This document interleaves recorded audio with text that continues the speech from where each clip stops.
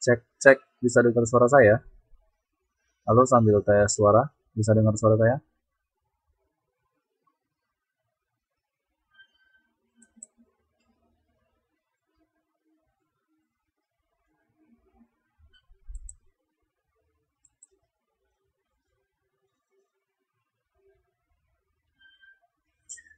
Oke, sambil nunggu yang lainnya, silakan bisa di-prepare dulu untuk besok buku catatan, pensil, bolpen, makanan, minuman, boleh.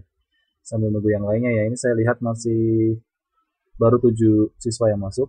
Sambil saya mempersiapkan untuk materi yang akan saya siapkan malam hari ini. Bisa santai terlebih dahulu. Oke, selamat malam Mbak Lina.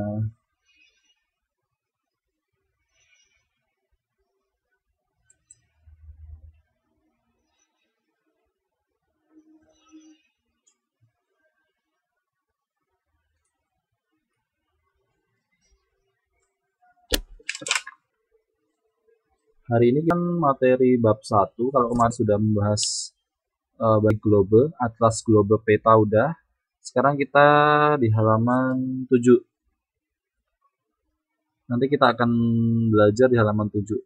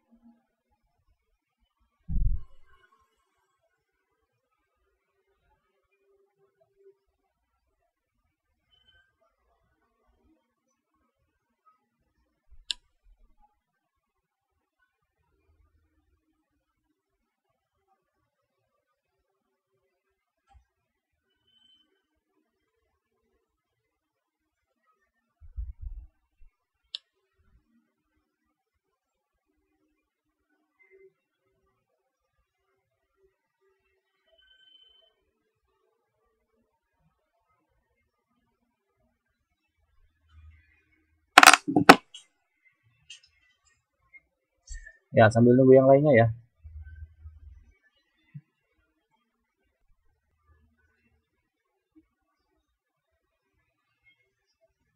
Tadi sebelumnya ada kuliah, ada mata pelajaran apa sebelum mata pelajaran IPS? Ada nggak?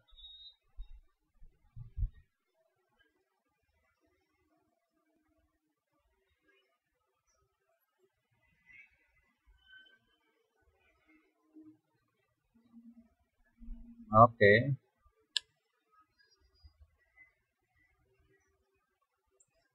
Kalau begitu besok kalau misalnya bisa ya, kalau ada waktu mungkin kita majukan aja kelasnya. Tapi ya kalau bisa, kalau misalnya saya nggak bisa kalau malam gitu, nanti saya akan beritahu kalau misalnya kelasnya diajukan 1 jam atau mulai dari jam 8 gitu. Cuman ya sepertinya ya memang sudah fit jam 9 ya. Cuman kalau misalnya suatu ketika gitu kan, saya kebetulan bisa lebih awal gitu. Kalian bisa istirahat lebih ini kan, lebih nggak malam-malam banget gitu belajarnya.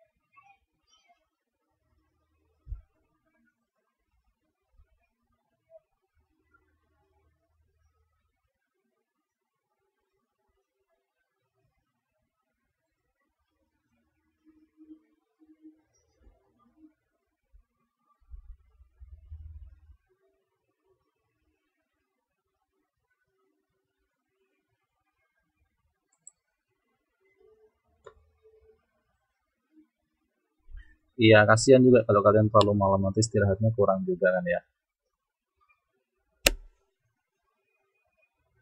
Kalau sekolahnya setiap hari ya? Maksudnya setiap malam tuh setiap jam 9 ya? Setiap hari ya? Ada kelas.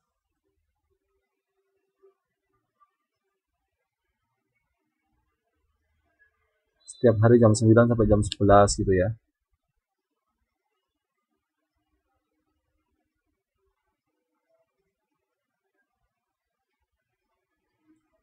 Liburnya cuma hari Minggu aja. Loh, kenapa kok bisa? Kok bisa libur kenapa? Oh, pengajarnya nggak bisa ya, tutornya.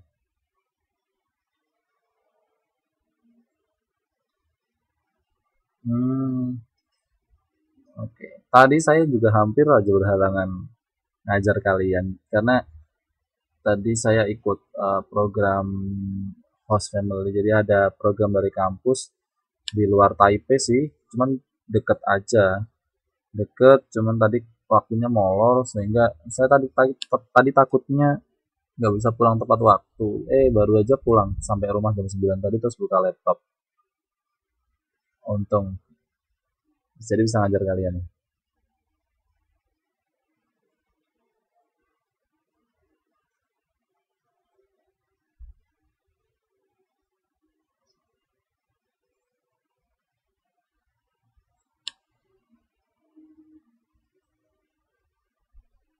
Ini yang lain pada kemana ya? Kok biasanya nggak biasanya gitu? Biasanya jam-jam segini udah yang masuk lebih dari 10 gitu. Ini baru 8 yang masuk. Yang lain kemana? Wong ini bukan hari Minggu kok mingguan.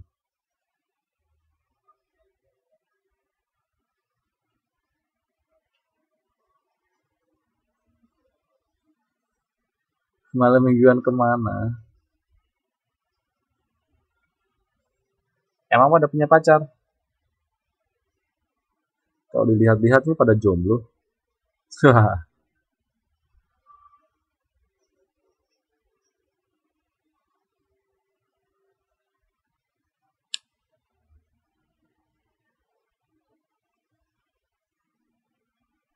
Iya, SMP tuh nggak boleh pacaran, belum waktunya.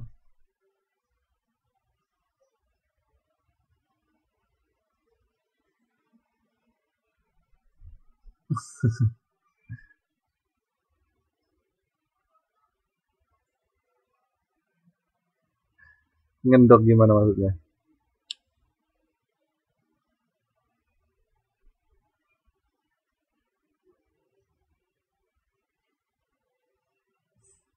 Saya tanya loh. Oh, nggak naik kelas. Emang ada yang nggak naik kelas? Kayaknya naik semua deh.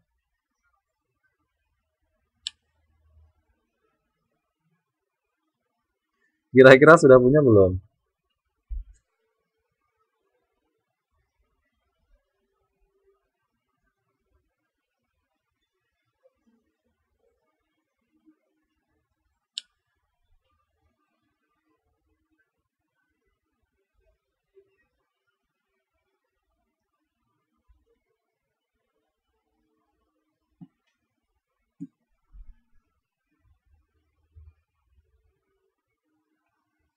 Kata siapa PDKT? PDKT sama siapa?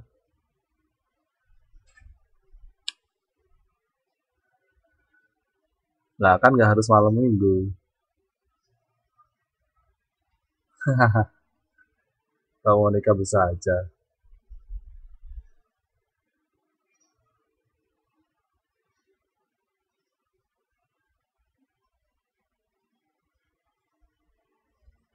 Ya, kita tunggu sampai 15 menit ya.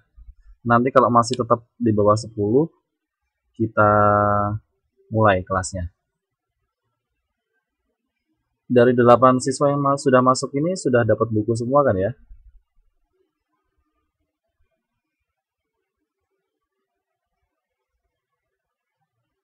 Oke, kalau sudah dapat bukunya bagus, nanti tinggal nyimak saja. Jadi saya banyak tanyanya nanti. Saya sudah persiapkan slide-nya untuk materi malam hari ini sampai akhir bab 1. Jadi kurang lebih 1, 2, 3, 4, 5, 6, 7, 8, 9. Ya, kurang lebih 1 jam ini sudah selesai. Jadi nanti kita teruskan untuk pendalaman materi yang kemarin belum sempat selesai, terus kemudian kita cukupkan. Itu apa ya?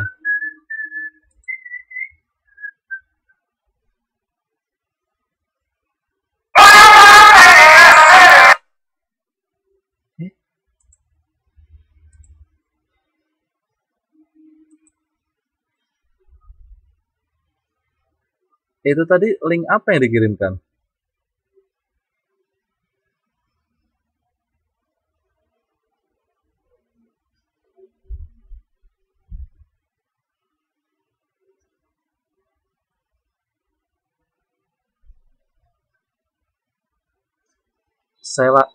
Kalau saya lagi suka lagunya Ariana Grande. Pada suka nggak?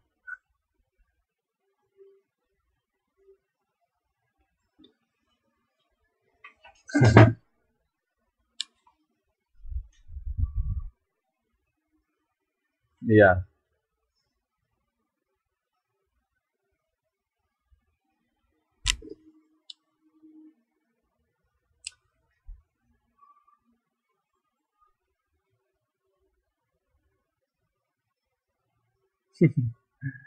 ABG. Oke, 15 menit sudah mulai ya. Kita mulai materi pada malam hari ini. Kita sudah masuk di menit 15. Dan kebetulan tadi ada salah satu yang sudah masuk kelas dan sehingga jumlah siswa yang hadir pada malam hari ini ada 10 siswa. Ya, dari sesuai dengan apa yang sudah saya katakan bahwa ketika minimal 10 siswa yang masuk, kita mulai kelasnya. Baik, teman-teman sekalian, kita mulai untuk kelas pada malam hari ini. Saya awali dulu. Assalamualaikum warahmatullahi wabarakatuh. Selamat malam rekan-rekan siswa sekalian kelas 7A program kejar paket B kesetaraan Taiwan. Mudah-mudahan selalu sehat ya. Pada malam hari ini seperti biasa kita akan bertemu suara karena kita tidak bertemu muka. Kita akan bertemu suara, berdiskusi, saya akan menjelaskan sedikit, meneruskan terkait dengan materi IPS bab 1 yang sudah kemarin kita mulai selama 2 kali pertemuan dan tak kunjung berhenti, tak kunjung selesai gitu ya. Jadi insya Allah malam hari ini akan saya selesaikan dan mulai besok minggu depan kita sudah bisa mulai dengan bab baru. Ya, tidak apa-apa Mbak Islamiyah, silahkan masuk kelas, silakan buka halaman 7. Kita malam hari ini mulai dari halaman 7. Ya, teman-teman sekalian, kalau kemarin kita sudah berbicara tentang konsep umum terkait dengan peta, atlas, globe, apa yang harus ada di dalam peta, globe, dan atlas kita sudah pelajari. Kemudian definisi perbedaan dari ketiganya sudah kita pelajari juga. Sehingga untuk malam hari ini kita tidak perlu mengulang lagi. Kita akan meneruskan pelajaran yang lebih advance, yang lebih detail terkait dengan 3 macam pelajaran yang sudah kita pelajari minggu lalu. Ya, kita akan mulai dengan informasi geografis yang ada pada peta, pada atlas, dan pada globe. Selamat malam Mbak Luli, selamat bergabung di kelas kita. Kita mulai dengan halaman 7 di buku kalian. Ya, santai saja, rileks saja, asalkan saya tidak ditinggal tidur, itu kuncinya ya. Ya, supaya kalian tidak ngantuk, supaya kalian tidak semangat, supaya kalian lebih semangat, mari pertemuan pada malam hari ini kita awali dengan berdoa menurut keyakinan dan agamanya masing-masing. Berdoa dipersilahkan.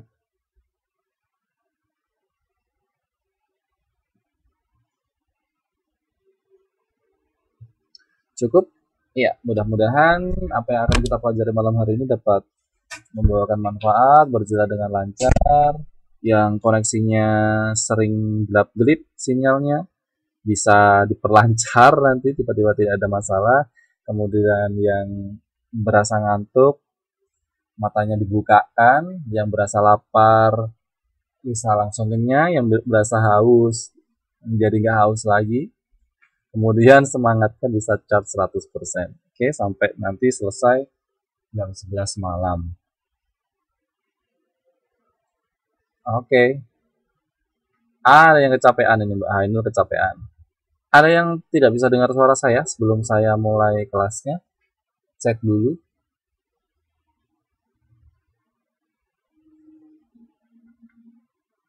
Cek, bisa dengar suara saya semua ya? Dengar dengan jelas ya? Iya. Semuanya sehat kan ya ini? Ada yang sakit?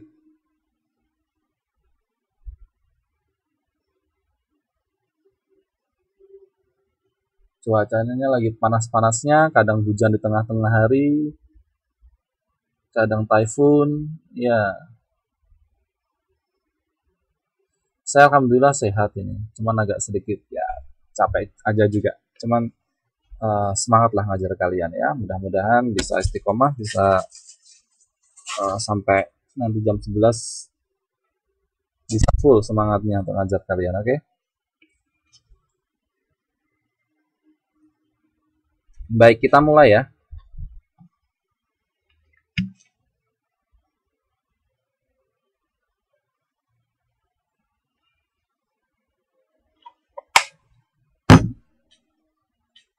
Ya, malam hari ini saya akan mulai dengan materi informasi geografis pada peta, atlas, dan global.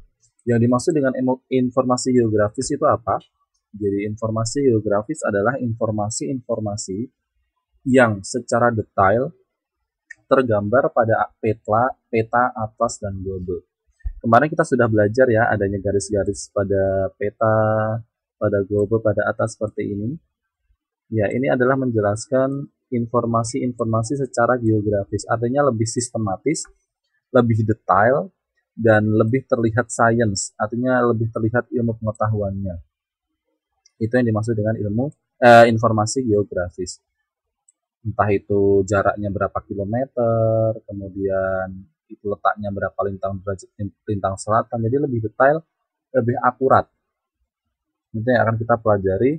Jadi informasi-informasi geografis pada peta dan atlas dan global itu apa aja, nanti kita akan pelajari satu per satu.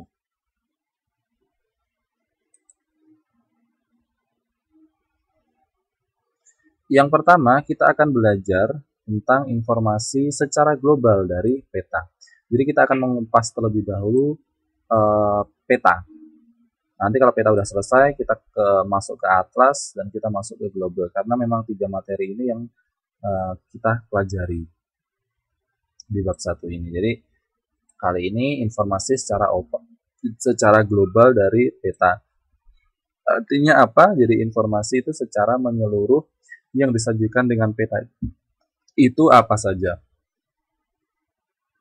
Jadi di dalam peta, kenampakan geografis itu digambarkan dengan simbol-simbol dilengkapi dengan tulisan. Jadi hal-hal yang diperlukan untuk menjelaskan daerah dalam peta, suatu wilayah dalam peta itu disajikan dengan simbol yang dilengkapi tulisan. Jadi tidak mungkin hanya dengan simbol-simbol saja, tetapi dengan tulisan juga. Itulah yang digambarkan di peta. Jadi ketika ada gambar segitiga warnanya merah gitu kan, itu berarti ada keterangannya. Kemarin seperti di legenda ya, artinya gunung api yang masih aktif misalnya. Kemudian ada bulat yang tidak ada isinya, maksudnya yang ini bulat kosongan, yang ini bulat hitam. Nah, itu artinya apa? Nah, itu dijelaskan secara gamblang, dijelaskan secara detail itu dalam kenampakan geografis dalam peta ini. Jadi informasi-informasi secara global itu kenampakan geografisnya itu digambarkan dengan simbol yang dilengkapi dengan tulisan. Nah, simbol tersebut itu memberikan informasi yang penting. baik itu kenampakan fisik ataupun kenampakan sosial ekonomi penduduk. Jadi simbol-simbol dalam peta itu tidak hanya menjabarkan atau memaparkan atau juga menjelaskan kenampakan-kenampakan fisik, artinya keadaan-keadaan fisik suatu wilayah, misalnya apakah ada gunung di situ, keadaan sungainya seperti apa, apakah ada jalan raya, apakah ada gedung-gedung bertingkat, tidak hanya itu saja. Jadi di dalam peta perlu kalian ketahui bahwa simbol-simbol yang memberikan informasi secara penting itu tidak hanya menggambarkan tentang kenampakan fisik, tetapi juga menggambarkan kenampakan sosial ekonomi penduduk. Nah, bagaimana cara kita melihat apakah itu um, kenampakan sosial ekonomi penduduk? Nah, biasanya memang peta-peta itu memiliki memiliki gambaran yang spesifik. Artinya tidak hanya melulu menggambarkan tentang keadaan fisik suatu wilayah, tidak hanya menggambarkan misalnya keadaan gunung-gunung di Indonesia itu enggak. Jadi kadang-kadang peta itu juga menggambarkan secara fisik keadaan sosial ekonomi penduduk, misalnya peta pencaharian penduduk di Provinsi Bandung misalnya gitu. Nah, itu bisa.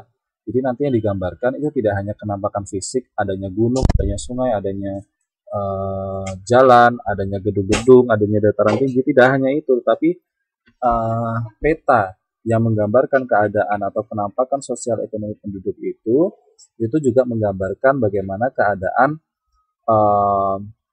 mata pencaharian misalnya di Bandung tadi ya, seperti saya contohkan. Bisa sebagian besar warna coklat misalnya di daerah Bandung Selatan, itu pencahariannya perdagangan. Nanti di dalam keterangan disampaikan bahwa daerah yang berwarna coklat itu adalah daerah dengan mata pencaharian perdagangan misalnya, seperti itu. Nah, itulah yang dimaksud bahwa simbol yang memberikan informasi penting itu tidak hanya menampilkan kenampakan fisik, tetapi juga menampilkan atau menjelaskan sosial ekonomi penduduk. Jadi bermacam-macam. Kemudian yang ketiga, peta juga memberikan informasi tentang perubahan gejala geografi dari waktu ke waktu. Iya, ini sangat jelas ya. Seperti kemarin sudah saya jelaskan bahwa di dalam peta itu memang harus ada tahun pembuatan peta. Jadi ketika melihat misalnya peta tahun 2004 itu tentu saja akan berbeda dengan peta yang dibuat tahun 2015, karena memang terjadi perubahan gejala geografi dari waktu ke waktu, sehingga memang peta ini memberikan informasi tentang perubahan gejala geografi dari waktu ke waktu. Misalnya peta Taipei tahun 2012 seperti itu. Tahun 2012 ini digambarkan bahwa MRT jalur Songsan yang ke Songsan itu belum ada. Ini seperti itu. Jadi masih ada jalur yang terputus. Nah, dari waktu ke waktu karena memang adanya perkembangan transportasi di Taipei, kemudian dibangun terminal atau MRT jalur ke Songsan itu yang jalur biru hijau yang menghubungkan Xindian ke Songsan gitu ya, atau terminal station ke Songsan itu. Nah, itu akan ada perubahan karena adanya pembangunan. Jadi peta menggambarkan dengan update waktu yang lebih baru itu akan menggambarkan atau menjelaskan perubahan gejala-gejala geografi dari waktu ke waktu. Atau contoh lain, misalnya ada pada tahun 2001 misalnya di Bandung ada gunung api yang masih aktif. Di situ akan dituliskan bahwa gunungnya berwarna merah, segitiga berwarna merah, keterangannya misalnya gunung A aktif gitu ya. Tapi misalnya tahun 2007 gunung itu meletus. Nah, kemudian tidak aktif lagi. Nah, ketika membuat peta tahun 2015, padahal gunung itu masih ada, itu akan digambarkan misalnya gunungnya segitiga warnanya hitam. Di keterangan akan dituliskan bahwa ini gunung mati gitu ya, tidak hidup. Maksudnya gunung api yang dia tidak hidup lagi, gunungnya mati. Nah, itu menjelaskan tentang perubahan geografi dari waktu ke waktu. Kemudian peta juga memberikan informasi dengan baik bila kita membaca dengan benar. Ya. Jadi peta itu juga bisa memberikan informasi. Kenapa suara saya hilang?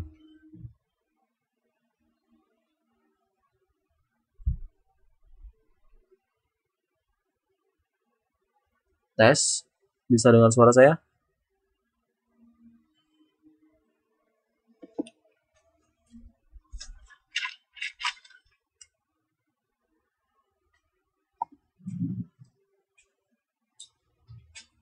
Ada ya? Ya, kita lanjutkan. Berarti ada yang gangguan dengan sinyal itu. Tolong dicek lagi ya.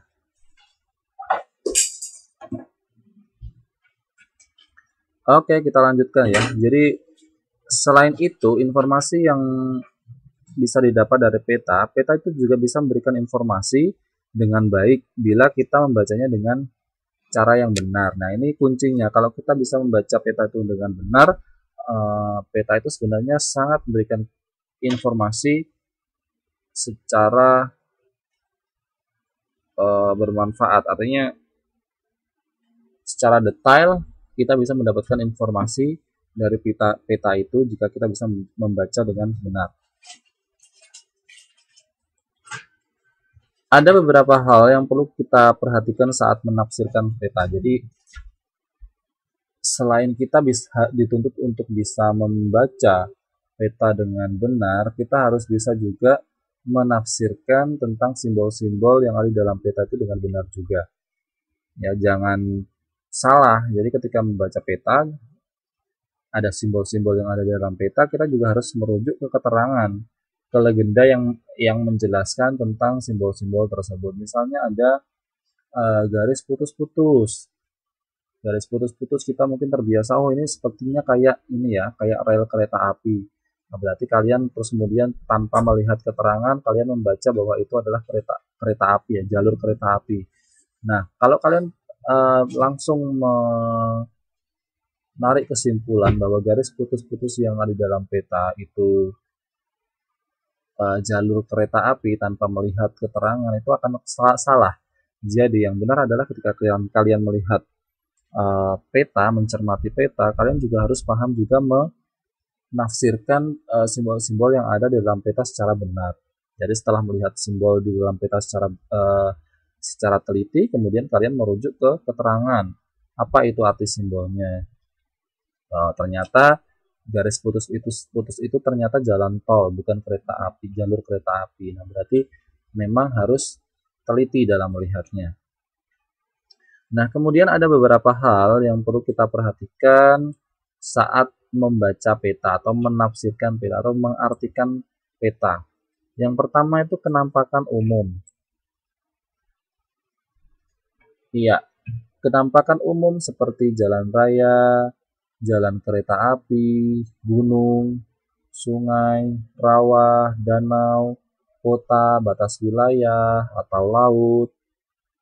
Semua kenampakan itu biasanya tuh digambarkan dengan simbol, baik simbolnya titik, garis, area, maupun warna. Apapun yang dijelaskan di sini, kalian harus tetap memperhatikan simbol dan mensinkronkannya, menyamakannya dengan keterangan yang dituliskan dalam peta tersebut. Jadi tidak selamanya bahwa memang jalan itu disimbolkan dengan garis. Kadang juga jalan itu disimbolkan dengan titik, titik, titik, titik, bukan garis. Nah, jadi memang harus dicermati betul antara simbol dan keterangan yang ada di dalam peta. Kemudian yang selanjutnya adalah jarak. Bagaimana kita bisa menafsirkan jarak? Bahwa jarak di dalam peta itu dapat dihitung dengan melihat skala peta. Ya, kemarin kita sudah belajar ya skala peta ya. Yang sampai saya kebingungan itu antara di peta senti berapa kilometer gitu ya. Ya, jadi memang jarak itu harus ditafsirkan secara benar dengan menghitung skala peta. Oke.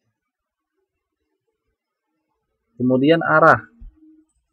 Bagaimana kita bisa menghitung arah atau mencermati arah dengan benar? Biasanya arah itu dilihat dengan menggunakan orientasi. Orientasi yang dimaksud di sini adalah eh, di dalam peta kemarin sudah saya sebutkan ya, mestinya dia akan ada petunjuk arah seperti ini.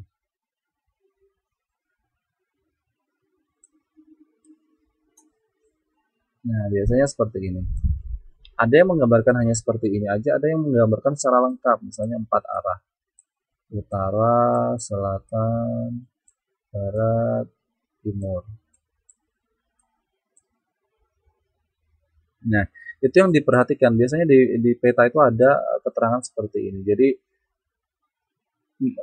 itu yang akan menggait kita atau memandu kita supaya kita tidak salah arah. Misalnya Pulau Taiwan itu ada di sebelah mananya Cina sih, gitu kan. Jadi dengan adanya arah yang ada di dalam peta, kita bisa menentukan, oh ternyata Pulau Taiwan itu ada di sebelah timur Cina, negara Cina, atau di sebelah utara Filipina misalnya gitu, atau di sebelah baratnya Korea, atau di sebelah baratnya Jepang gitu. Jadi dengan arah tersebut kita bisa melihat dengan tepat, kita bisa mencermati, menafsirkan peta dengan tepat. Kemudian lokasi. Lokasi itu sebenarnya dari dilihat di peta secara garis astronomisnya itu bisa dilihat secara detail, yaitu dengan melihat garis astronomis. Kalian sebagai contoh mudah saja ya, nanti kalau misalnya sudah selesai kelas, kalian coba deh Google Map. Google Map cari sembarang tempat, misalnya Taipei gitu ya, atau Ximenting, atau mana lagi ya, Gongguan, atau mana Shipai, atau Shilin, Jiantan, dan sebagainya. Cari salah satu tempat-tempat seperti itu, atau Taichung, atau Kaohsiung. Nah, cari-cari tempat itu, kemudian setelah ketemu di search itu, dicari di pencarian pas di Google Map itu dicari ya, kalau sudah ketemu kalian pilih. Nah, nanti di situ akan keluar lokasi tepat menurut garis astronomisnya atau letak sesuai dengan detail-detail derajat yang ada di situ. Misalnya Taichung itu terletak di sekian derajat lintang selatan, di sekian derajat lintang utara, sekian derajat bujur timur, sekian derajat busur barat. Nah, itu adalah teknologi tercanggih kali ini karena kita tidak perlu menghitung lagi, tidak perlu mengira-ngira dengan garisan karena sudah semuanya digitalis ya, semuanya bisa langsung secara otomatis ketika kita mengeklik tempat tersebut akan muncul secara otomatis secara detail lokasi di mana suatu tempat itu berada. Itu dilihat dari sesuai dengan garis astronomis, lintang selatan, lintang utara, garis bujur barat, garis bujur timur, gitu. Kemudian ini ketinggian ya, bukan keinggian. Ya, yang terakhir adalah penafsiran sesuai dengan ketinggian. Jadi, selain kita bisa melihat lokasi secara detail, kita juga bisa mendeskripsikan suatu wilayah itu berdasarkan ketinggian, di mana suatu wilayah itu merupakan dataran tinggi, di mana suatu wilayah itu merupakan dataran rendah. Kita bisa mengidentifikasinya. Biasanya seperti kemarin yang sudah saya jelaskan ya, kalau masih ingat kalian semua, daerah pegunungan itu biasanya digambarkan dengan warna-warna hijau seperti itu. Kemudian daerah pendaratan digambarkan dengan daerah warna-warna yang sedikit gelap seperti kuning-kuning gelap atau coklat-coklat gelap seperti itu. Nah, itu bisa diidentifikasi dengan melihat ketinggian suatu wilayah dengan pewarnaan yang ada di dalam peta. Oke. Sampai di sini paham ya untuk informasi secara global dari peta. Bayar Mas kalau telat. Ini kemana ya telat lagi ini kayaknya. Baru pulang ngapelin pacarnya ini mesti ya.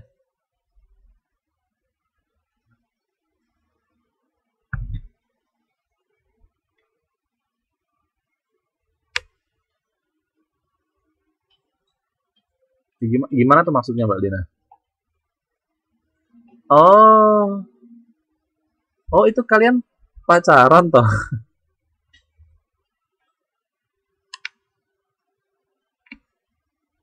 Oh, alhamdulillah, cie. Iya kemarin saya sempat memergoki mereka berdua loh ketemu di Simen.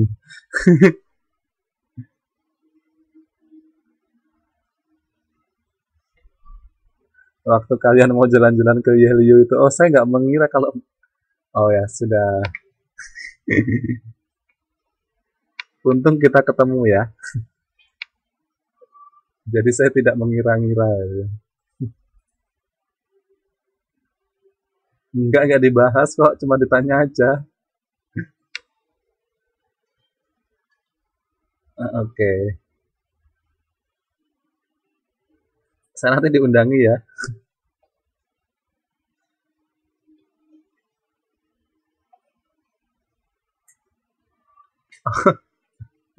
Oh gitu. Bagus itu supportnya. Jadi kalau misalnya dimarahin aja betul. Kalau misalnya nggak masuk kelas memang perlu dimarahin Mbak Dia Jumreni ya. Saya setuju. Oke. Okay.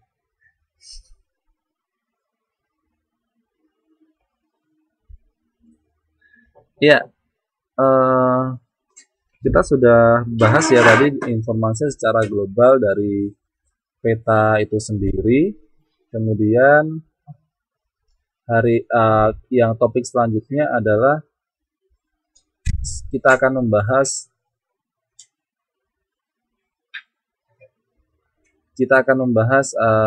yang selanjutnya dari peta kita turun ke atlas. Iya, tadi kita sudah bicara dengan informasi secara global dari peta, sekarang kita akan membahas informasi secara global dari atlas. Nah, informasi-informasi secara global yang bisa kita gunakan, yang kita manfaatkan, yang bisa bermanfaat bagi kita, itu diperoleh dari berbagai macam sumber. Salah satunya ada 3 sumber penting di bagian atlas yang bisa kita manfaatkan atau yang bisa bermanfaat untuk memberikan informasi secara global isi dari atlas itu sendiri. Ya, yang pertama indeks. Indeks ini digunakan untuk mempermudah penggunaan atlas dalam mencari dan menemukan informasi letak suatu objek, unsur-unsur geografis lain yang disusun menurut abjad. Jadi kalau indeks ini biasanya ada bisa di awal halaman atau biasanya di akhir halaman. Jadi gunanya untuk memudahkan kita untuk mencari sesuatu hal sesuai dengan abjad. Misalnya kita mau mencari peta Sumatera gitu ya. Sumatera itu kan S. Jadi kita langsung mencari huruf S dan kita langsung ketemu Sumatera tanpa kita melihat satu persatu. Nah, itu adalah mudahnya indeks. Jadi indeks digunakan untuk mempermudah penggunaan atlas dalam mencari dan menemukan letak suatu objek, unsur geografis lain yang disusun menurut abjad. Kemudian yang kedua, ini yang sangat familiar buat kita ya, adanya daftar isi. Daftar isi itu adalah petunjuk isi tentang atlas. Jadi misalnya ada sekian puluh halaman, subjudul, ada beberapa macam peta, misalnya ada 10 peta dalam atlas tersebut. Nah, setiap peta itu kan ada halaman-halamannya. Nah, ini adalah gunanya daftar isi. Jadi dia memberikan petunjuk tentang isi atlas secara urut untuk mempermudah pengguna atlas dalam mencari informasi yang dibutuhkan. Misalnya, aku mau lihat peta Jepang misalnya seperti itu. Jepang daerah Tokyo misalnya gitu. Ini mana ya? Oh, ternyata Tokyo ada di halaman 15. Nah, kita langsung mencari halaman 15 tanpa harus membuka satu persatu. Itu adalah fungsi dari daftar isi itu sendiri. Kemudian yang ketiga itu ada namanya garis lintang dan garis bujur. Nah, garis lintang dan garis bujur tersebut itu dapat digunakan untuk mencari informasi geografis terutama letak, kemudian pembagian waktu dan iklim negara. Misalnya Indonesia itu terletak di 94 derajat bujur timur, 141 derajat bujur timur.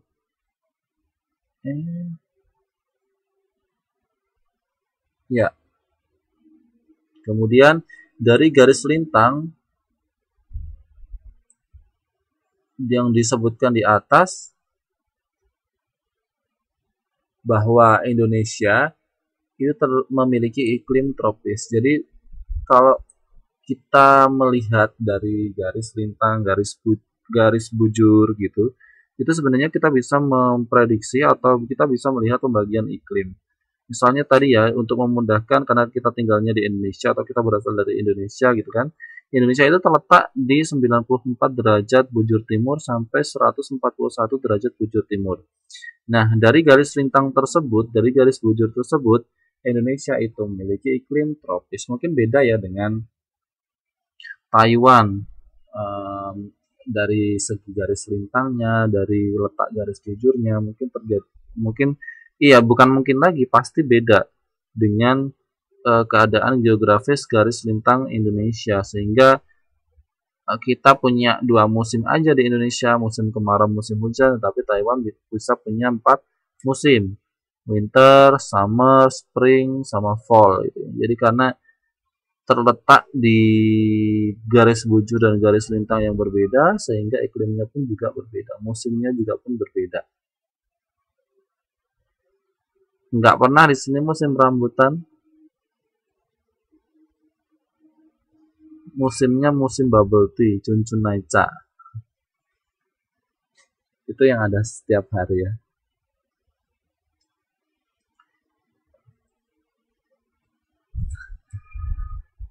Kalau musim rambutan itu tidak dihitung berdasarkan garis lintang dan garis bujur.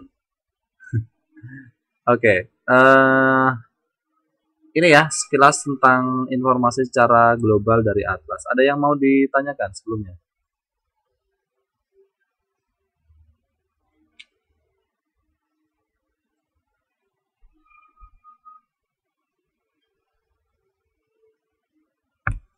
Halo, masih bersama dengan saya. Ini kayaknya pada tidur semua deh.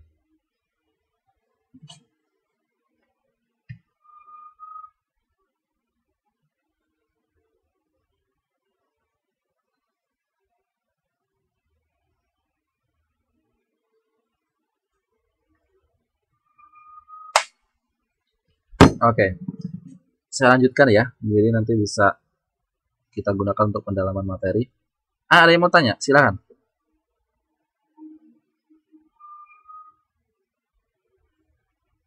Hah? Gimana?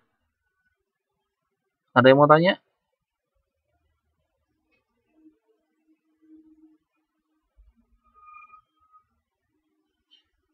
Tadi siapa yang mau tanya ini ya?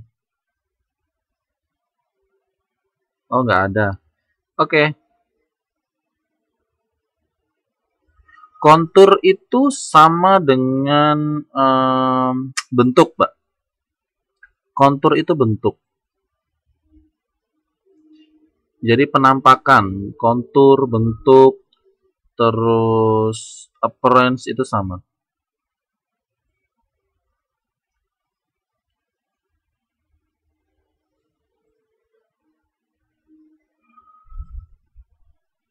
Oke. Misalnya rupa daratan.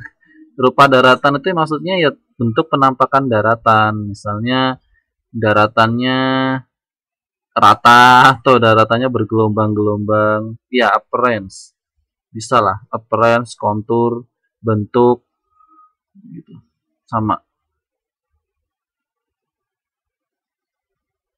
Oke, kita lanjutkan ya.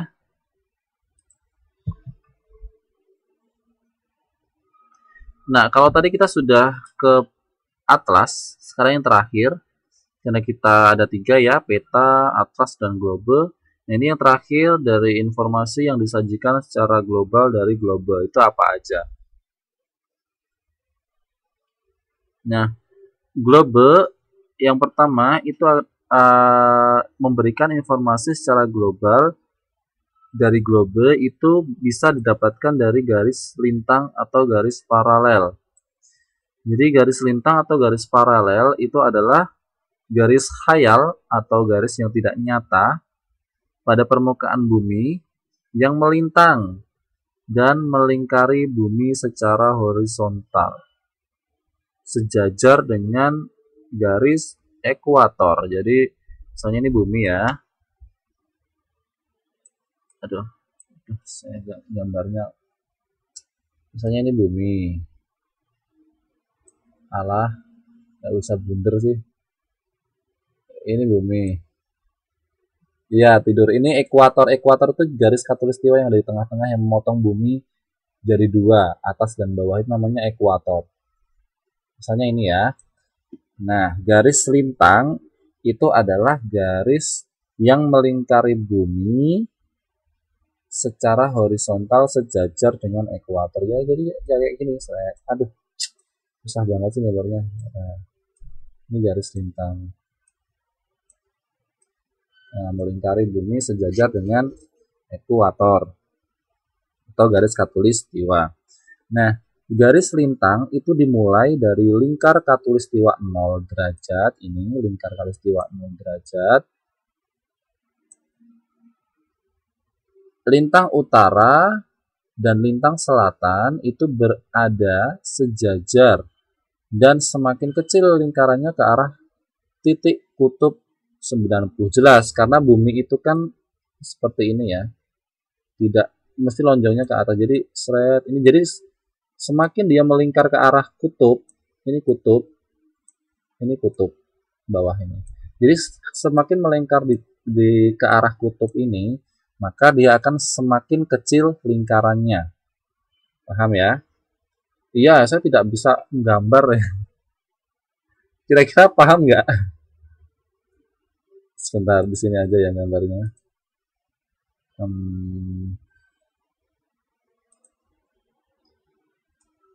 Ini bumi ya.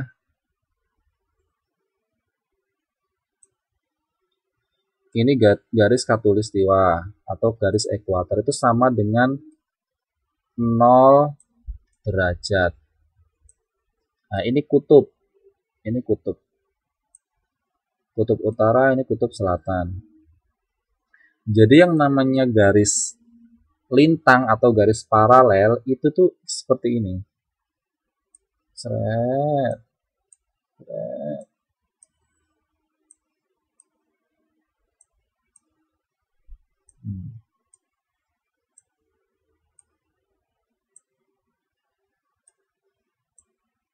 Nah, seperti ini.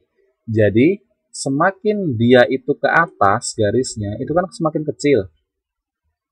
Nah, itu akan semakin kecil derajatnya. Yaitu 90 setara dengan semakin kecil lingkarannya dan setara dengan 90 derajat. Sama, di sini juga 90 derajat lintang utara, ini juga 90 derajat lintang selatan.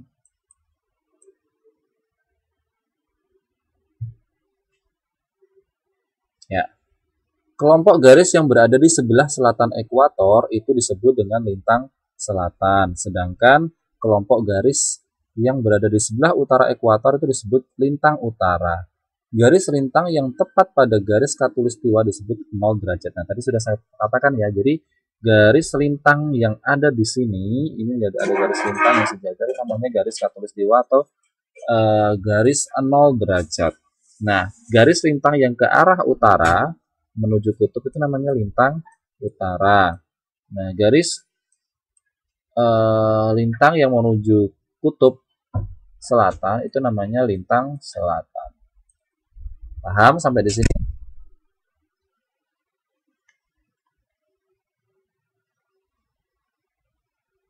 Paham ya? Nah, untuk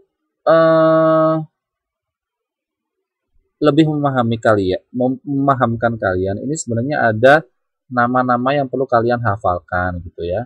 Jadi ada konsep-konsep nama-nama yang memang sudah dibuat oleh teori kreator teori atau pembuat teori. Itu ada 6 nama yang harus kalian hafalkan. Yang pertama 0 derajat, itu namanya, nama lainnya adalah lingkar khatulistiwa pada globe atau namanya ekuator.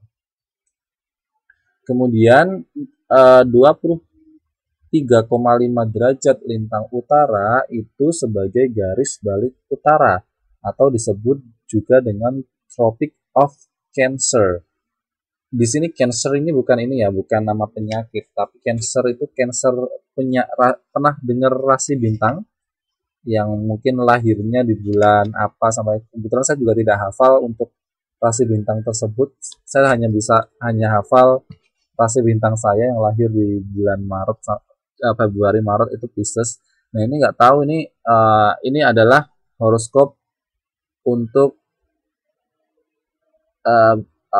rasi bintang gitu ya. Jadi Cancer yang dimaksud di sini adalah rasi bintang. Jadi 23,5 derajat lintang utara itu sebagai garis balik utara atau disebut dengan Tropic of Cancer. Kemudian simbol. Kemudian 23,5 derajat lintang selatan kebalikannya itu sebagai garis balik selatan atau namanya adalah Tropic of Capricorn. Kalau yang lintang utara tadi adalah Tropic of Cancer. Kalau 23,5 derajat lintang selatan kebalikannya itu adalah Tropic of Capricorn.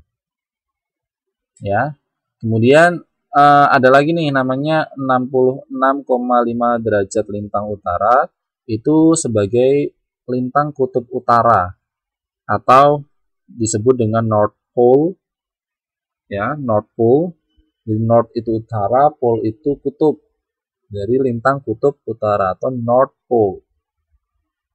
Kalau 66,5 derajat lintang selatan itu disebut dengan lingkaran kutub selatan atau disebut dengan South Pole. Ya, kemudian 90 derajat sebagai titik kutub, yaitu titik kutub utara. Dan titik kutub selatan itu 90 derajat lintang selatan. Nah, itu adalah konsep-konsep atau istilah-istilah yang perlu kalian pahami. Hilang ya? Masa hilang suaranya?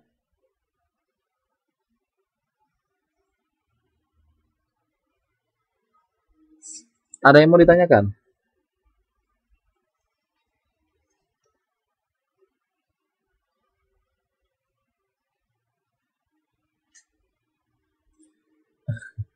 Mbak Islam bilang hilang timbul. Mbak Lina bilang putus-putus. Waduh, bahaya ini. Sekarang gimana? Tes.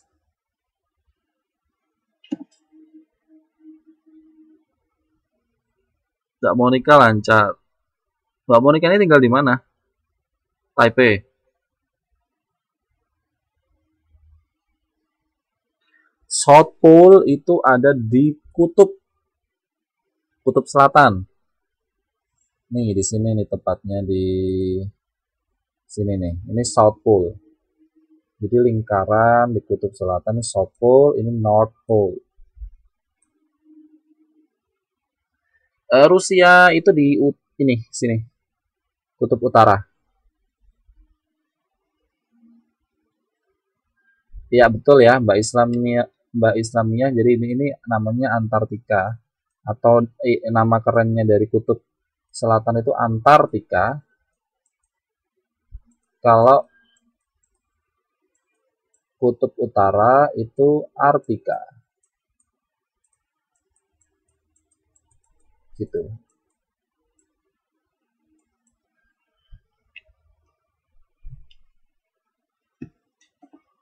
Oke, paham?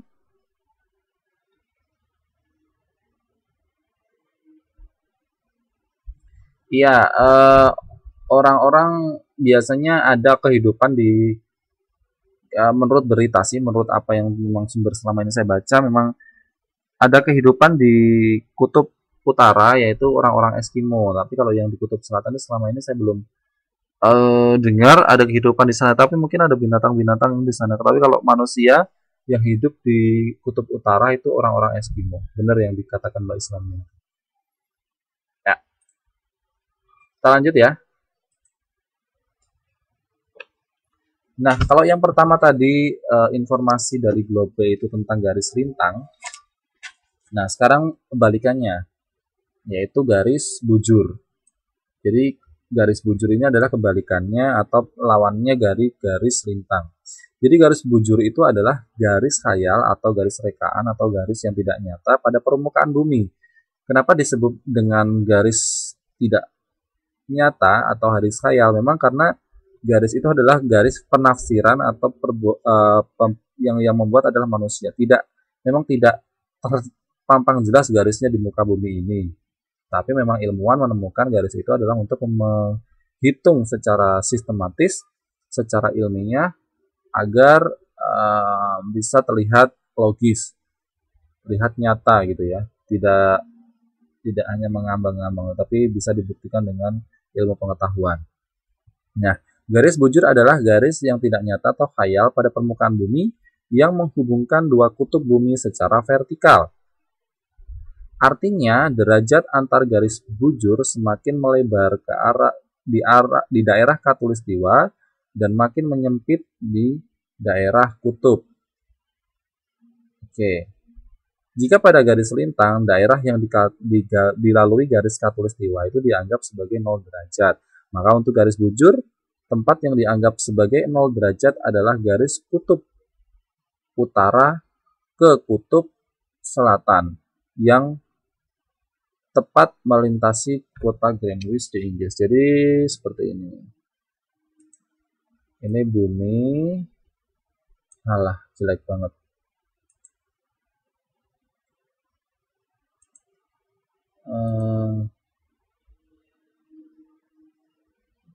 Bumi. Ini kutub utara, ini kutub selatan. Jadi seperti ini. Nah, itu garisnya. Jadi ke sini kebalikannya.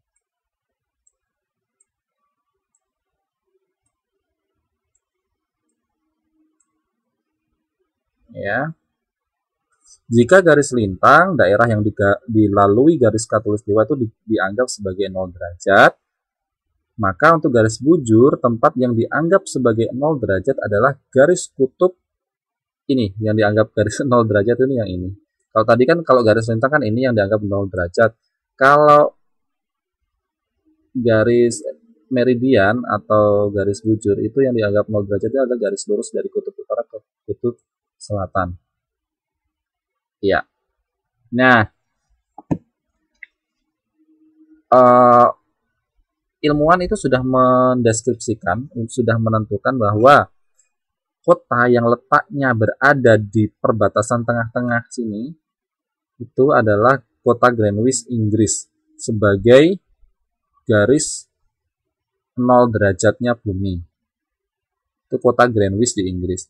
Nah, garis bujur itu dibagi menjadi dua macam teman-teman sekalian, yaitu garis bujur dari 0 derajat sampai 180 derajat ke arah barat disebut bujur barat, ke sana disebut bujur barat,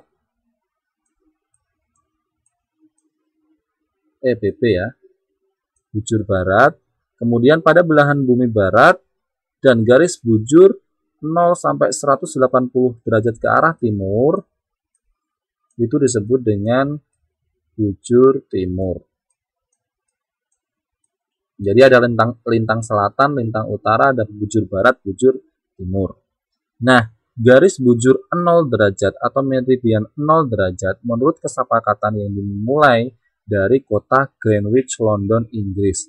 Meridian 0 derajat ini merupakan meridian utama yang dijadikan sebagai pedoman internasional. Tadi sudah saya jelaskan ya, bahwa memang ilmuwan sudah menemukan bahwa garis 0 derajat atau meridian 0 itu disepakati dimulai dari kota Greenwich, London, Inggris yang digunakan sebagai pedoman internasional. Garis bujur globe digunakan untuk menghitung jarak di muka bumi dengan kecepatan rotasi bumi. Jadi garis bujur tadi yang sudah saya gambarkan itu adalah untuk menghitung jarak perputaran bumi pada porosnya sendiri. Jadi perputaran bumi pada dirinya sendiri. Jadi bumi berputar sendiri itu namanya rotasi. Jadi garis bujur ini ditentukan untuk menghitung jarak rotasi bumi. Jadi bumi berputar itu ditentukan oleh garis mengacu pada garis ini sebagai sumbunya. Oke. Nah, perhitungan kecepatan rotasi bumi. Yang pertama, menghitung jarak khatulistiwa. Itu panjang lingkar khatulistiwa 40.075 km. Panjang 1 derajat bujur adalah 40.075 km dibanding 360 derajat. Jadi jaraknya yang sebenarnya adalah 111 km. Kecepatan rotasi bumi, bagaimana cara menghitungnya? Setiap 1 jam, 15 derajat bujur. Kecepatan rotasi bumi adalah 15 kali 111 km jaraknya, sehingga kecepatan rotasi bumi itu adalah 1665 km per jam. Jadi cepat banget ya. Jadi 1 jam itu bumi bisa berputar dengan jarak 1665 km. Yang terakhir, bagaimana menentukan garis batas penanggalan internasional? Jadi menentukan batas penanggalan internasional itu belahan bumi timur waktunya itu lebih 1 hari daripada belahan bumi barat. Jadi tidak menutup kemungkinan kalau misalnya kalian punya teman yang tinggal di Amerika sana. Jadi Amerika itu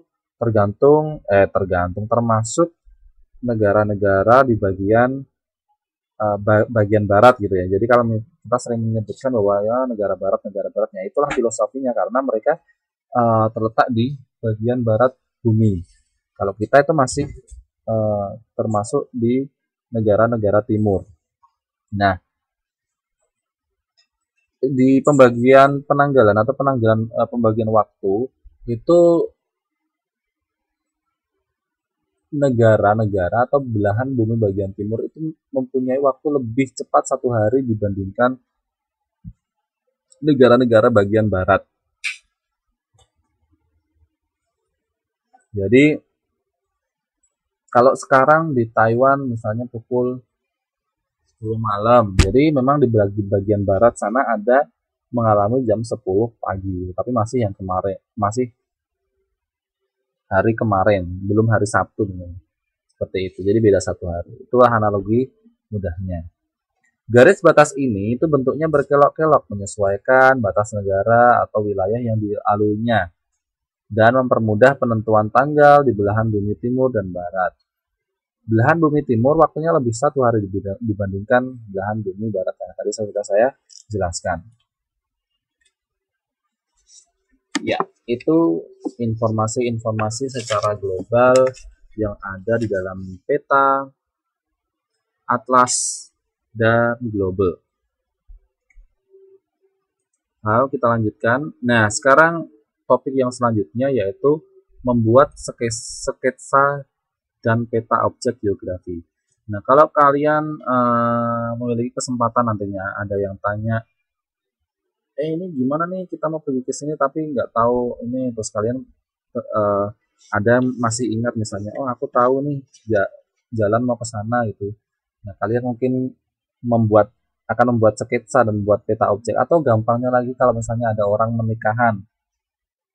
Mungkin kalian pernah ini ya, lihat ya, kalau misalnya dapat undangan gitu di bagian belakang ada sketsa, ada denah lokasi gitu, tempat nanti resepsinya di mana ya. Itu kepentingannya seperti itu. Jadi kalian bagaimana cara membuat peta dan membuat sketsa objek geografi secara baik. Oke. Ini ada beberapa macam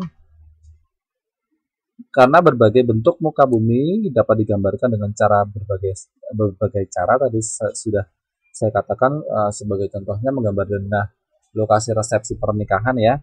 Nah, bentuk muka bumi atau wilayah di permukaan bumi itu digambarkan dalam bentuk sketsa, denah atau peta dalam bentuk peta objek geografi. Nah, di sini ada dua macam ya akan kita diskusikan. Yang pertama, bagaimana membuat sketsa atau membuat sketsa itu apa sih keunggulannya gitu. Jadi keunggulan membuat sketsa dibandingkan dengan fotografi artinya zaman-zaman sekarang itu memang sudah canggih fotografi ya. Jadi membuat suatu peta itu dengan foto satelit itu udah langsung jadi gitu ya, atau langsung di print out dari Google Map gitu ya.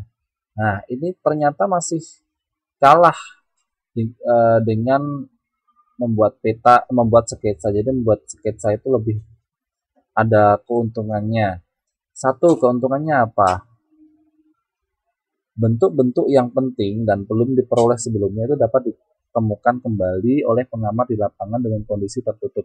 Jadi kalau membuat sketsa itu kan dalam-dalamnya itu sebenarnya kita bisa lebih explore. Jadi misalnya di dalam suatu gedung isinya apa gitu. Jadi di dalam sebuah daerah itu ada isinya apa aja. Jadi kalau peta itu murni biasanya cuma jalan ini, tidak lebih detail. Jadi kalau lebih membuat sketsa itu kalau misalnya kita lihat oh di situ ada sebuah lapangan gitu ya.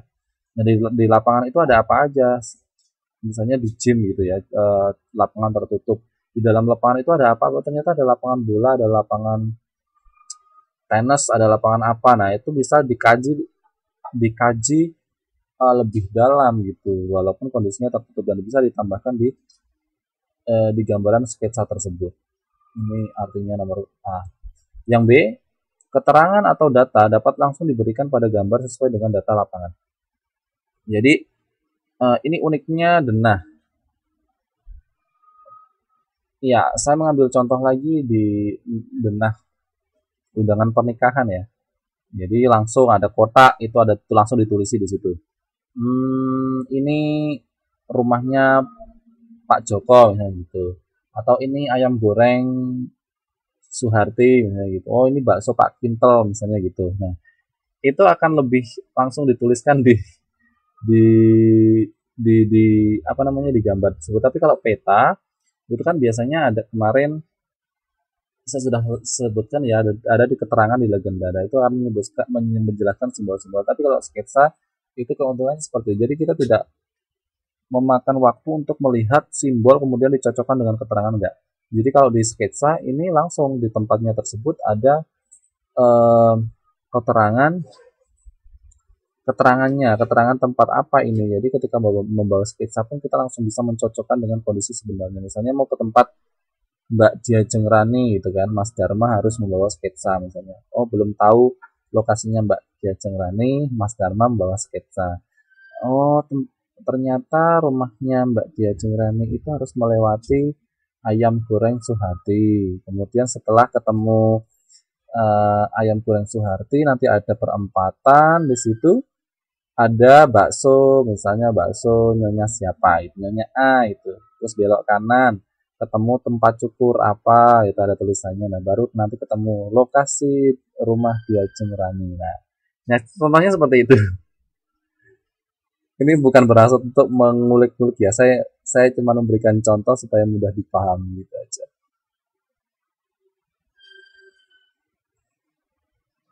Oke. Iya, sketsa itu dapat diproduksi dengan cara terputus-putus. Artinya dia bisa tidak digambarkan secara utuh tetapi bersambung gitu artinya. Jadi inline. Jadi mungkin halaman ini menggambarkan rumahnya Mbak Diajeng Rani isinya apa aja. Terus nanti halaman berikutnya how to get there misalnya gitu. Jadi jalan-jalannya, karena keterbatasan kertas karena tidak terlalu lebar, yaitu bisa dibuat secara inline atau secara terputus-putus, maksudnya seperti itu. Kemudian yang keempat itu dapat diperjelas dengan pemandangan dan bentuk yang diperlukan saja. Jadi bisa diperjelas dengan kondisi bentuk sebenarnya. Misalnya gambar masjid, nah misalnya bisa digambarkan dengan seperti ini. Saya nggak bisa, terus ada gambar bintangnya atau gimana, atau gereja digambarkan dengan tanda salib. Nah, jadi lebih mudah untuk memahami seperti itu. Itu dapat diperjelas dengan pemandangan dan bentuk-bentuk yang sesuai dengan kenyataan, tetapi digambarkan secara simpel, seperlunya saja, tidak terlalu rumit, tidak harus menggambarkan sesuai dengan aslinya, enggak gitu. Nah, di akhir kalimat itu dijelaskan bahwa sketsa itu adalah bagan atau denah atau gambar yang dibuat dengan garis-garis besarnya saja. Jadi memang sketsa itu adalah gambar untuk menunjukkan suatu lokasi, tetapi dia hanya menggambarkan garis besarnya saja, tidak terlalu detail tapi mudah dipahami. Seperti itu. Itu membuat sketsa. Yang kedua, itu membuat peta wilayah objek geografi.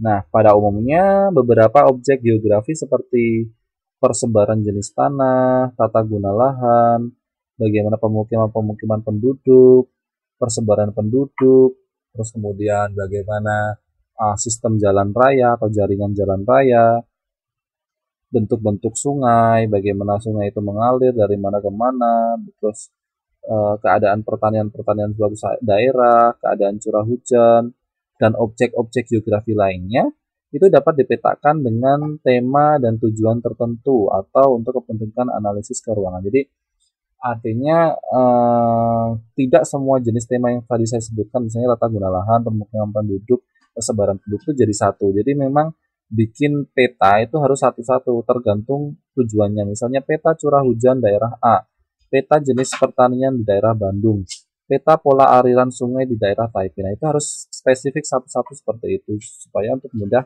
memahami. Nah, bagaimana tahapan atau proses pembuatan peta wilayah atau objek tadi ya sesuai tema? Itu ada empat tahap yang sebenarnya itu termasuk 3 proses. Ada 4 komponen yang termasuk dalam 3 proses. Ada objek geografi, kemudian kita setelah memilih objek geografi, kemudian kita menganalisis data mensah hasil observasi, kemudian kita mulai membuat peta, kemudian penggunaan peta wilayah untuk objek geografi. Jadi ini proses A ini adalah P1, ini proses pengumpulan data. Setelah data dikumpulkan, itu nanti terus kemudian melakukan pemetakan. Pemetakan ini adalah memilah-milah kira-kira saya mau membuat peta apa. Oh, sesuai dengan objek geografi, data mentah dan hasil observasi yang sudah saya lakukan, ternyata di sana itu di daerah Taipei itu sudah termasuk daerah industri. Jadi saya akan membuat peta industri di wilayah Taipei. Nah, itu pemetakan namanya. Kemudian yang ketiga, itu adalah proses di mana penggunaan peta meliputi membaca peta, analisis, dan interpretasi peta. Jadi setelah pembuatan peta, itu yang terakhir adalah kita menganalisis lagi bagaimana cara, apakah peta itu memang sudah layak dibaca, kemudian kita analisis apakah memang ada kekurangan-kekurangan yang perlu ditambahi, apakah terlalu too much, apakah terlalu complicated atau terlalu rumit untuk dibaca, kemudian kita juga bisa menginterpretasikan peta itu sendiri. Oh, ternyata peta ini sudah layak untuk diterbitkan, sudah layak untuk dipelajari. Gitu. Tadi prosesnya. Iya, terdapat perbedaan cara pembuatan peta wilayah objek geografi antara peta umum pada atlas dengan peta wilayah objek geografi yang dikehendaki, yaitu ada pada isi atau temanya ya. Tadi sudah saya sebutkan ya. Jadi perbedaan pembuatan itu tergantung dengan tema yang akan kita pilih. Peta umum di atlas itu lebih bersifat konvensional. atau lebih simple dengan kaidah-kaidah kartografi, kaidah-kaidah pembuatan peta. Penentuan isi peta dan komposisi atau letak pada peta itu bersifat baku atau tidak dapat diubah-ubah. Adapun kalau peta wilayah objek geografi, isi yang dikendakinya untuk dibuat dengan menggunakan informasi itu sesuai dengan kebutuhan. Yang penting peta tersebut memiliki tujuan dan dapat menyajikan informasi yang bersifat umum serta menyesuaikan tata letak atau komposisi peta sesuai dengan kaidah-kaidah bagaimana caranya membuat peta.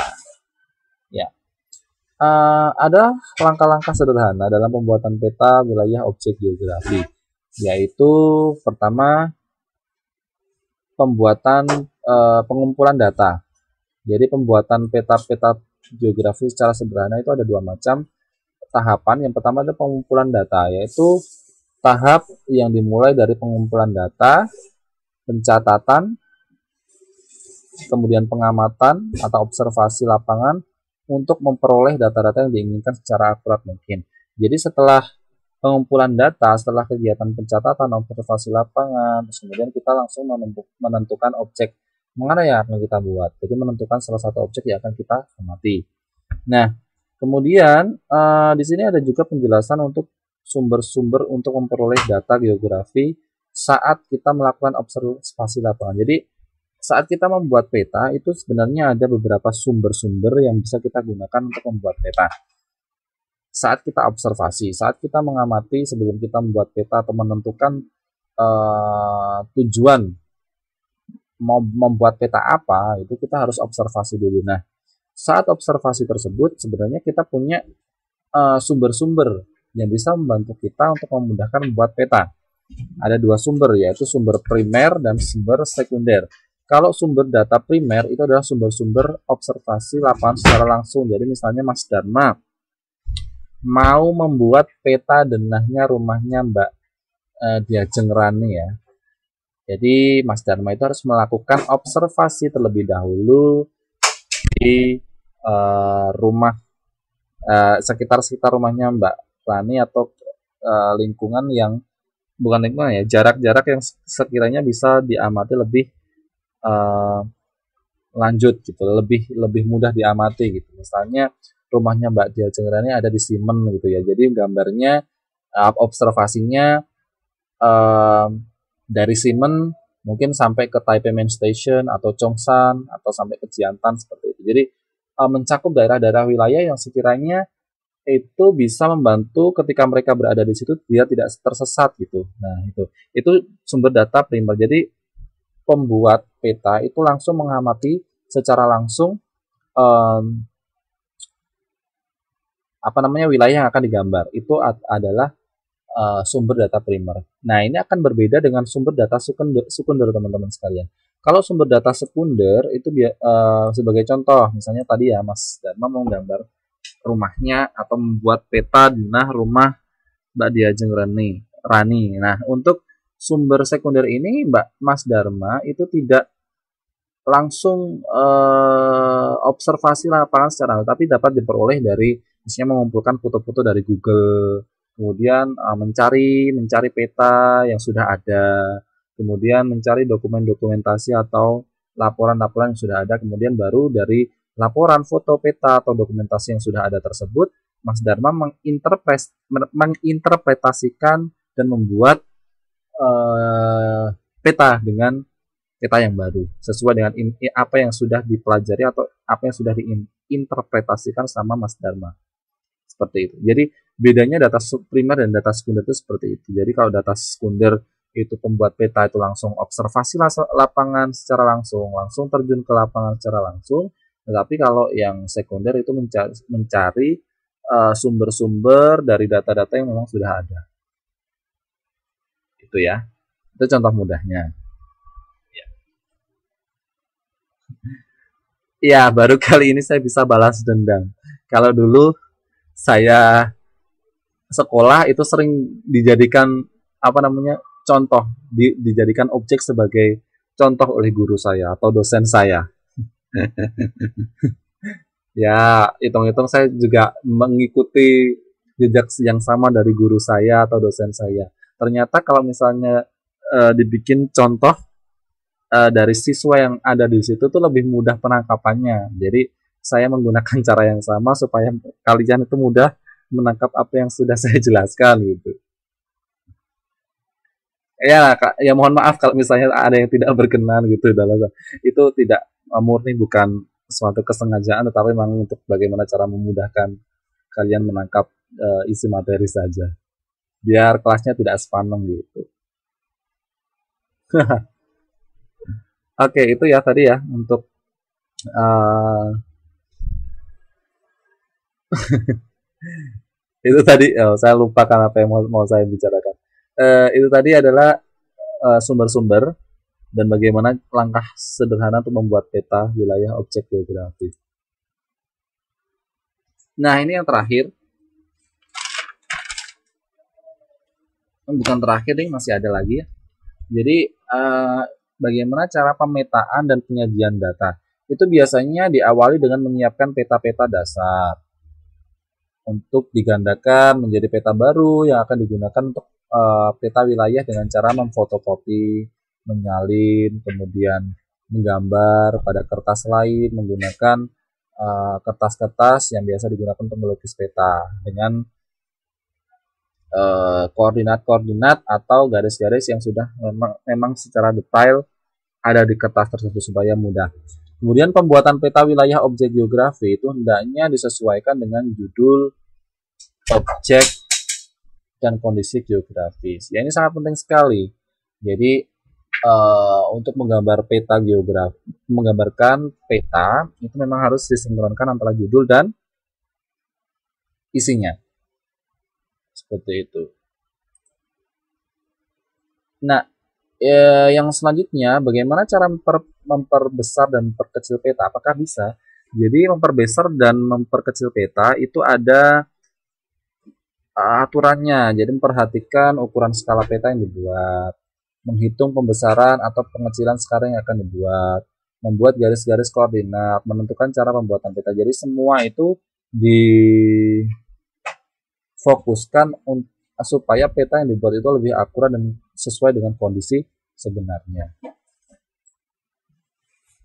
Nah, membuat peta yang baik itu bagaimana? Membuat peta yang baik itu akan memberikan informasi secara jelas bagi penggunanya sehingga harus memberikan informasi tentang keadaan sesuatu wilayah dengan benar. Jadi kita kenapa harus membuat peta yang baik? Karena dengan membuat peta yang baik itu bisa memberikan informasi secara jelas bagi pengguna atau pembaca peta yang memang seharusnya memberikan informasi tentang keadaan sesuatu wilayah itu dengan benar supaya tidak menyesatkan orang-orang yang membaca peta. Oke, ya itu tadi akhir dari bab 1. Jadi sudah selesai bab 1. Ada yang mau ditanyakan sebelum kita masuk ke pendalaman materi?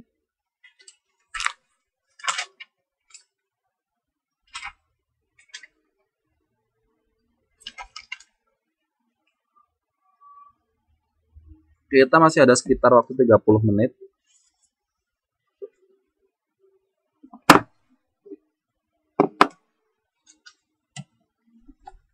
Sebentar ya, tunggu.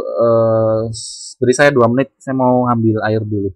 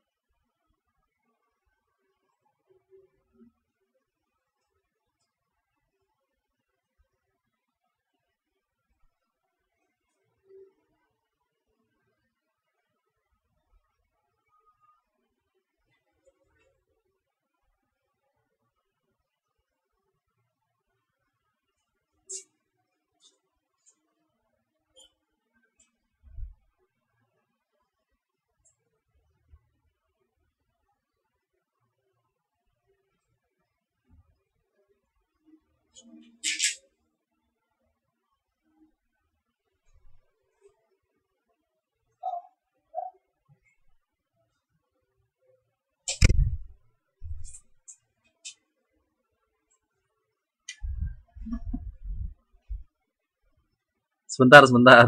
Saya lagi ngambil air.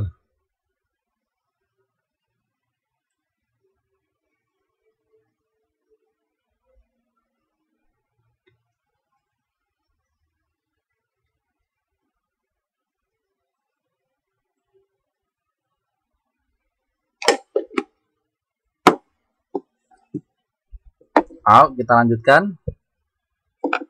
Lo masih bersama dengan saya? Masih dengar ya?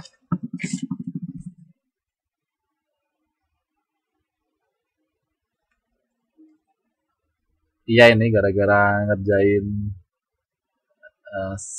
pasang kekasih yang lagi di di di apa namanya, dirundung virus merah jambu. Saya kehausan. Iya, kita ini ya, lanjutkan. Silakan buka halaman 12. Ya, halaman 12. Kemarin kita sampai nomor berapa ya yang belum kita jawab? Oh, sampai nomor 7. Iya, nomor 8. Iya, saya bacakan nanti kalian jawab ya. Nomor 8. Dataran tinggi dalam suatu peta itu digambarkan dengan wilayah apa? Merah, hitam, biru, atau kuning? Dataran tinggi.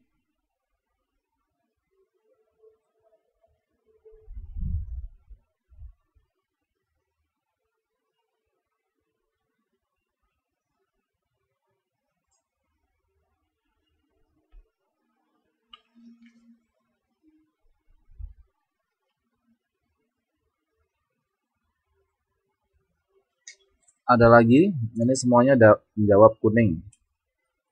Kita cek.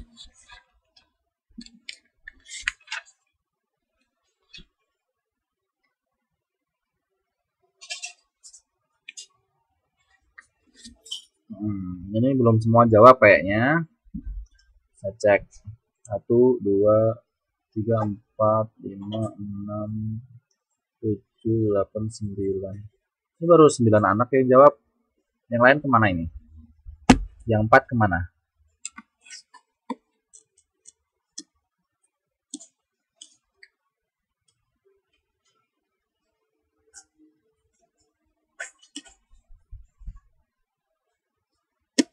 Mau? Nomor 8.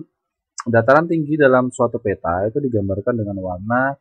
Ya, jawaban yang benar adalah warna kuning, D. Jadi kalian semua jawab 8D ya. D ya, semua jawab D ya. Oke.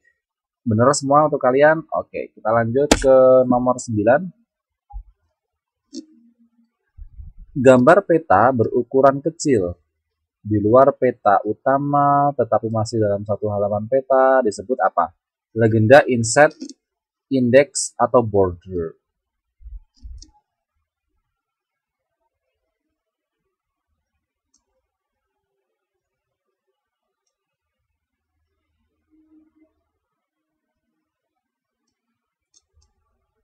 Gambar peta berukuran kecil di luar peta utama tetapi masih dalam satu halaman peta disebut legenda, inset, index, atau border?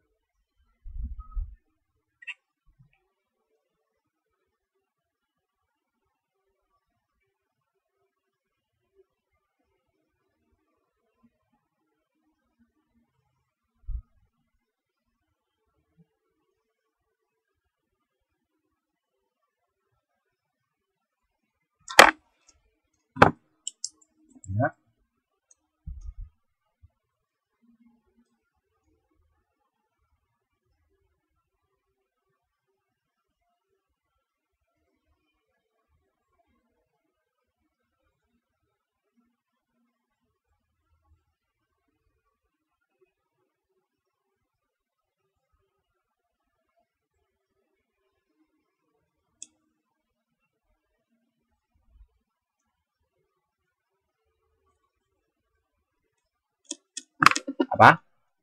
Oke, nomor 9 jawaban yang benar adalah gambar peta berukuran kecil di luar peta utama tetap masih dalam satu halaman disebut inset. Ya, betul semua kalian. Nomor 10. Skala digunakan untuk mengetahui informasi tentang jarak, letak, luas, atau panjang. Apa?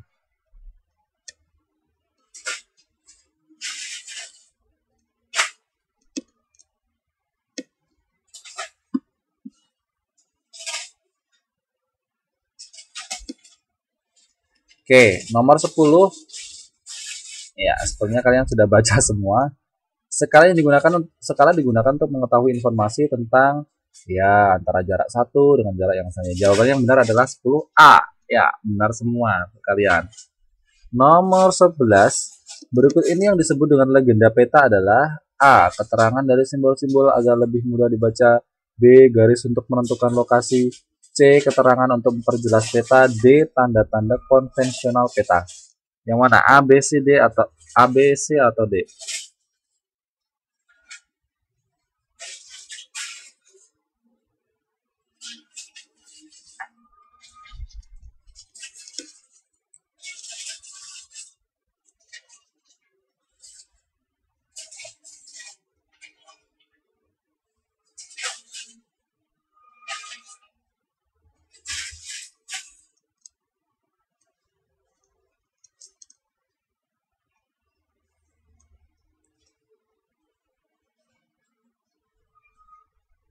Oke, nomor 11. Berikut ini yang disebut dengan legenda peta adalah jawaban yang benar adalah A. Keterangan dari simbol-simbol agar lebih mudah dibaca.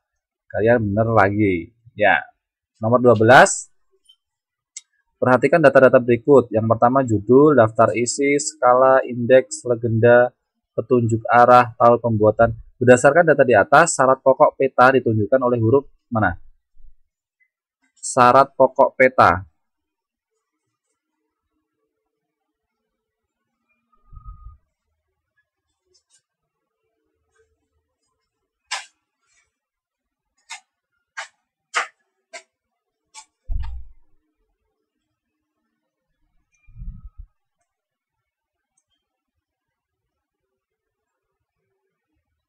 Ingat syarat pokok peta.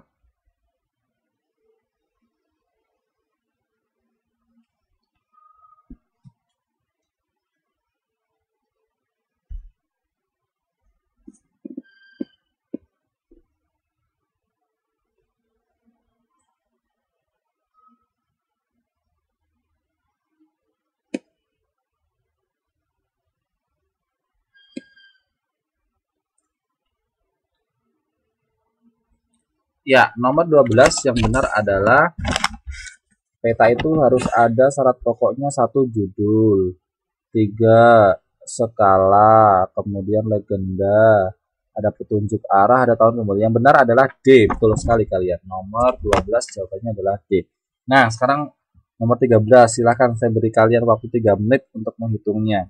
Jarak antara kota A dan B di dalam peta itu 25 cm.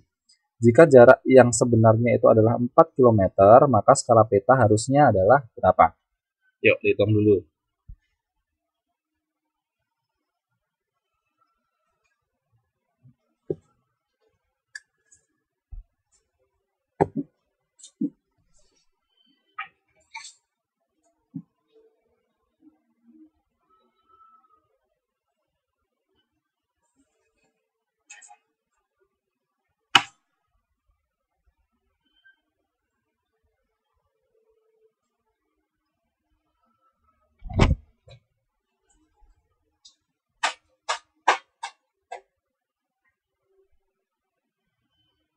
Coba saya tak ikut hitung.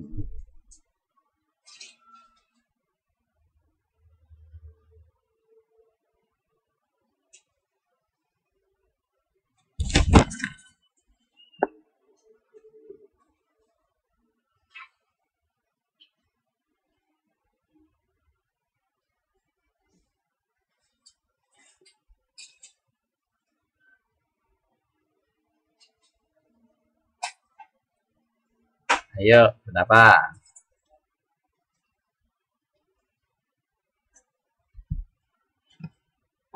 Sini ya jawabannya.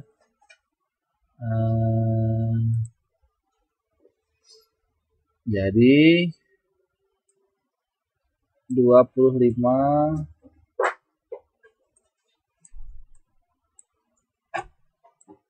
4 kilometer itu berapa senti?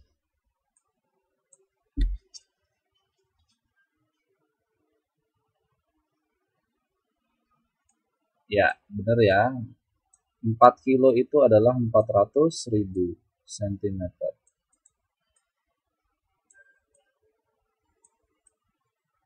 Jadi ini adalah jarak aslinya. Jadi 25 cm di peta itu adalah 400.000 cm jarak aslinya. Jadi kalau membuat peta itu kan harus banding 1 banding berapa gitu ya. Jadi tinggal ini dibagi ini. Betul tadi Mbak Monica, jadi 1 dibanding 16.000.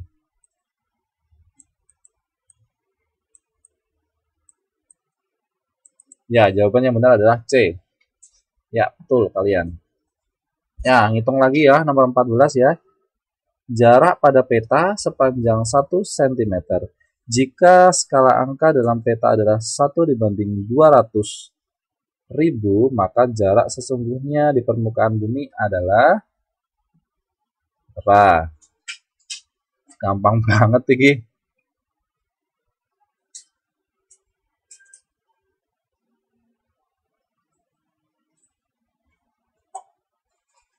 Dua ratus ya, 200.000.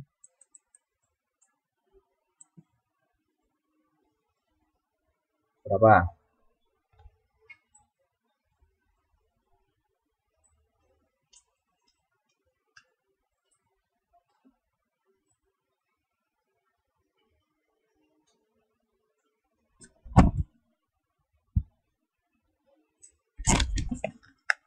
Ya, nomor 14.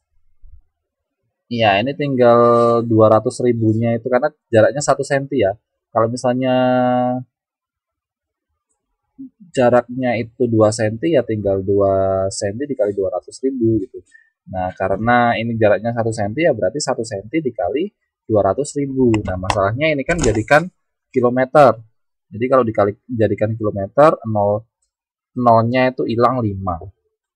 Sret, jadi 2 kilometer ya. Jawabannya adalah B.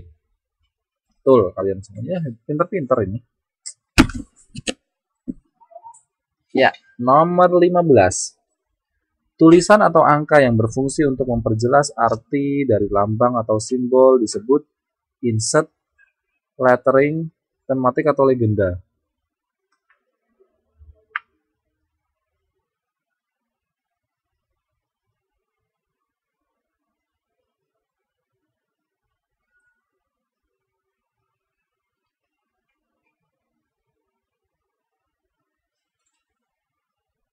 Ada yang jawab lagi? Tidak ada yang jawab lagi?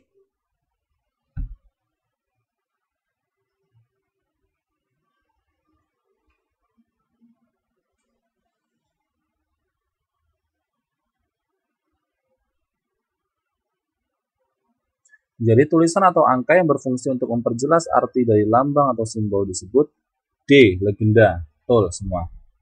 Nomor 16.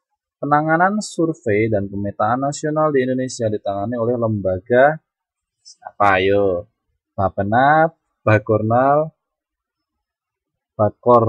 Bakorstanansna, apa susah banget sih? Bakor Surtanal, yang mana? A, B, C, D.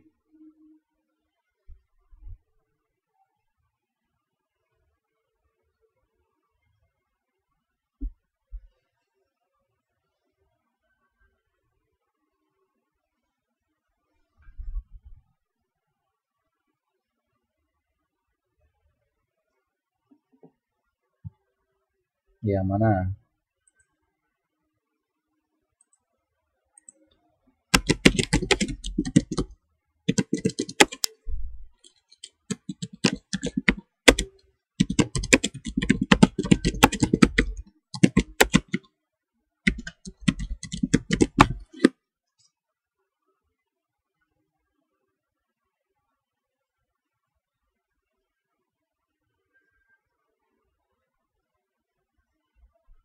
Yo, yang mana?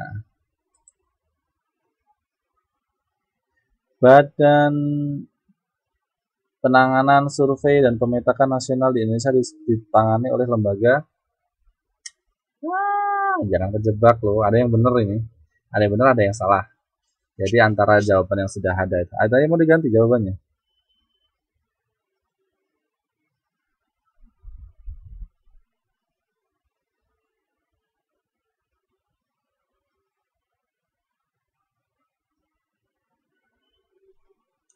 Jawaban yang benar adalah, perhatikan, Badan Koordinasi Survei dan Permetakan Nasional itu tadi adalah Bakor Surtanal. Jadi jawabannya adalah D. Siapa tadi yang jawab D?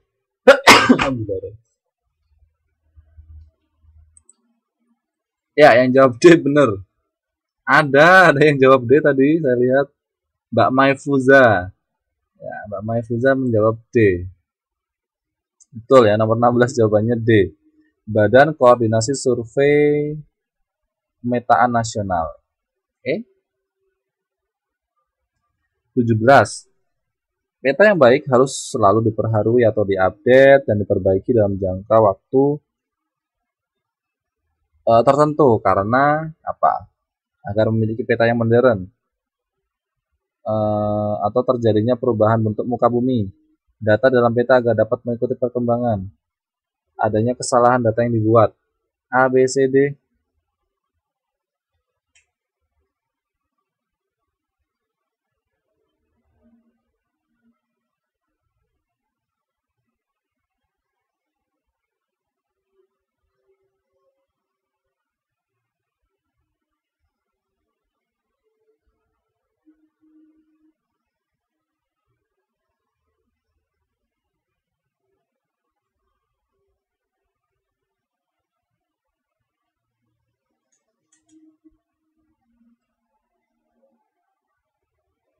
Iya, nomor 17 jawabannya adalah data dalam peta agar selalu mengikuti perkembangan. Jadi jawabannya adalah C. Nomor 18, ya kita cepat aja, waktunya tinggal 10 menit. Peta berskala 1 dibanding 5.000 sampai 1 dibanding 250.000 termasuk peta skala besar, kecil, sedang, geografi.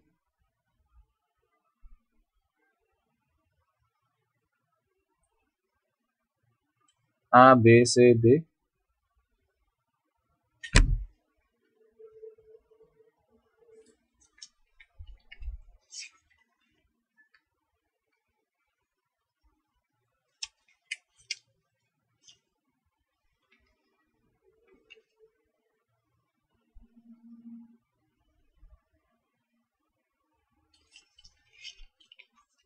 Ya, nomor 18 jawabannya adalah A, besar. Kemudian nomor 19, peta curah hujan termasuk peta apa?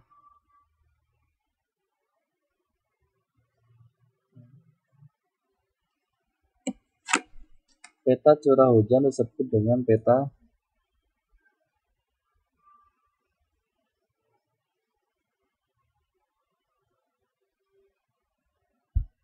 halo.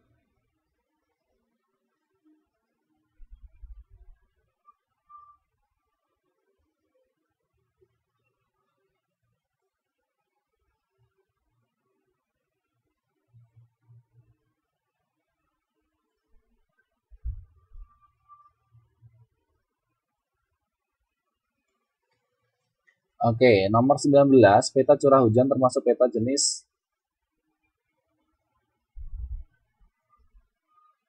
A, khusus. Ya, nomor 20, peta timbul adalah peta yang dibuat berdasarkan bentuk muka bumi sesungguhnya, bidang data dari permukaan bumi, ketinggian tempat dari permukaan bumi, atau keadaan pegunungan yang ada di muka bumi.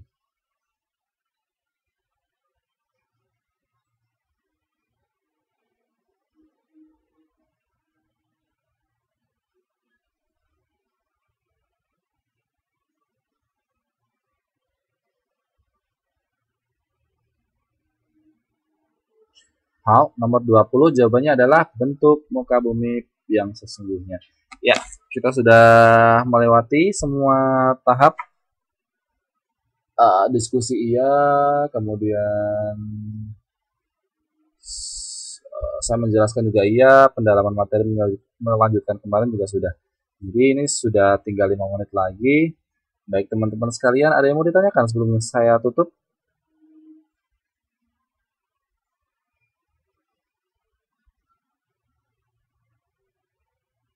Siapa yang mau curhat?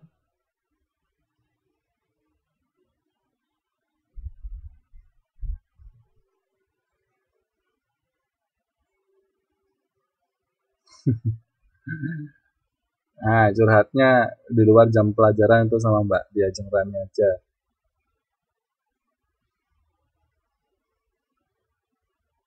Oke, teman-teman sekalian, kalau tidak ada yang mau ditanyakan, baik teman-teman sekalian, terima kasih sudah